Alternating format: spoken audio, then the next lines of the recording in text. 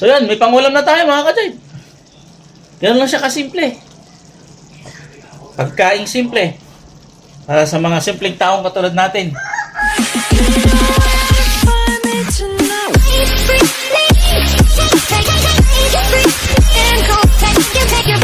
Yo, magandang araw mga ka-jive. Welcome back sa ating channel. Ayan.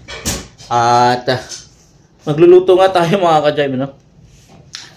Actually, kararating lang natin galing sa church at wala pa tayong lunch, kaya magluluto muna tayo. Ayan. Mayroon tayong mga ano dito. Ayan, ha. Mayroon tayong kamatis. Mayroon tayong pukra. Mayroon tayong langka. At mayroon tayong durian. Bungi.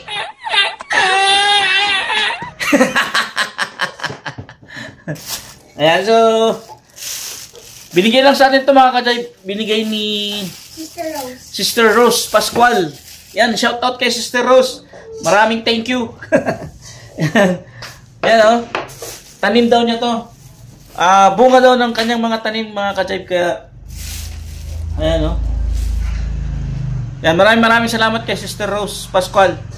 Yung kasama natin sa church. Yan. So, yung lulutuin ko ngayon mga ka-jive, kung lulutuin natin ay itong kamatis.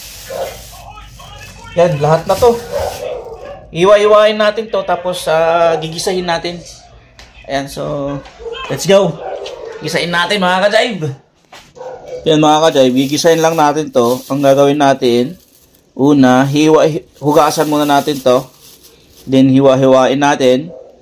Then, igisa natin sa bawang, sibuyas, at meron na tayong pang-ulam.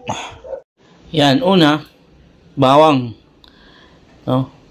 Tatatarin natin tong bawang. So, pitpitin muna natin bago natin tatarin. Yan guys, sunod na natin tong tong kamatis. So, nahugasan na to. Hugasan na yan. Then, hiwain na natin mga ka-jive. Tara, let's go. Yun, mga ka-jive. Hiwain na natin itong kamatis.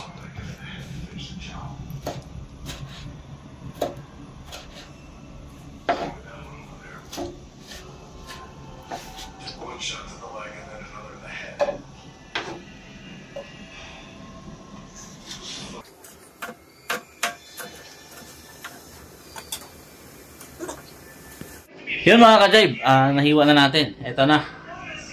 Ayan na. Nahiwa na natin, kaya gisahin na natin mga ka-jive. So, painitin na natin yung kawali. Ayan. Ready na natin. Ito. Yun. Get ready.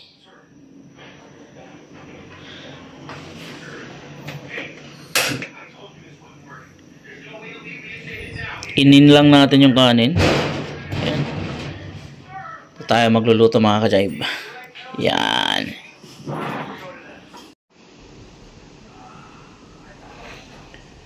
Ayan, naglagay na tayo ng kunting mantika sa kawali natin mga ka-jive. At igisa na natin. Yun, mainit na yung mantika natin mga ka-jive. At ilalagay na natin itong ating sibuyas at bawang. Pwede nating pagsabayin yan. Depende na sa diskarte natin. Yan. Sabayin na natin. Yan mga ka-jive. Gisa-gisa lang natin.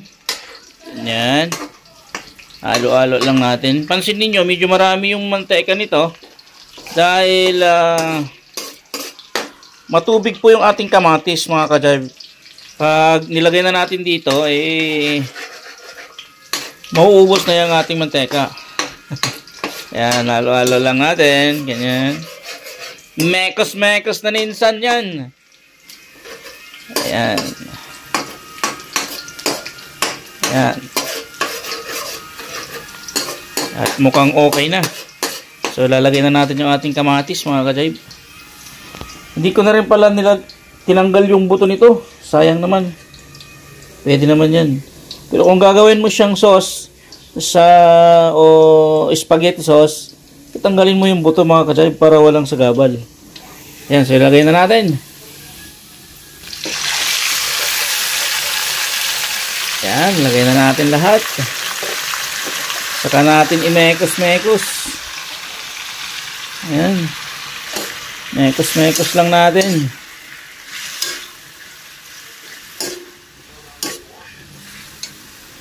Ayan. Ayan lang natin yung medyo madurog mga ka-jive. At maluto yung kamatis. Saka natin lalagyan ng pampalasa. Lagyan natin ng asin. At kunting asukal mamaya para naman manamis-tamis. Ayan na siya mga ka-jive. So, di ba? Matubig yung kamatis kaya wala yung mantika. Hindi mo siya mapapansin. Ayan o. Lapit na ha. Lapit na. Ayan na. Ayan, so, ulam pang mahirap lang to mga ka-jive. Para may iba naman yung ulam natin. Yan, lagyan lang natin ng konting asin mga ka-jive. Para may konting alat naman siya. Yan. So, durog na yung kamatis. Pansin ninyo. Mekos-mekos na yan. Malapit na siyang maluto. Konting-konting na lang. Masarap dito mga ka-jive yung sauce niya eh. And then lalagyan din natin ng brown sugar. Or kahit na white sugar, okay lang din. Ayan, para manamis-tamis. Ayan.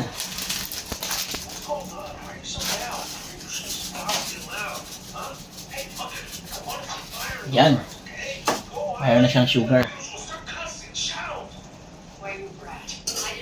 Oops. Ito na nga mga ka-jive. Luto na siya. Ayan. So, simple lang siya lutuin. Pwede nyo rin siyang lagyan ng egg. Pwede ring dilis or daing. Depende sa inyo. Tuyo. Tinapa. Depende sa inyo kung ano yung gusto nyo mga ka-jive. So, ganito lang siya kasimple lutuin. No? So, yan. May pangulam na tayo mga ka-jive. Ganun lang siya kasimple. Pagkaing simple. Para sa mga simpleng taong katulad natin. Ayan. So hanggang dito na lang mga ka-jive. Maraming salamat. Hanggang sa muli. Bye-bye.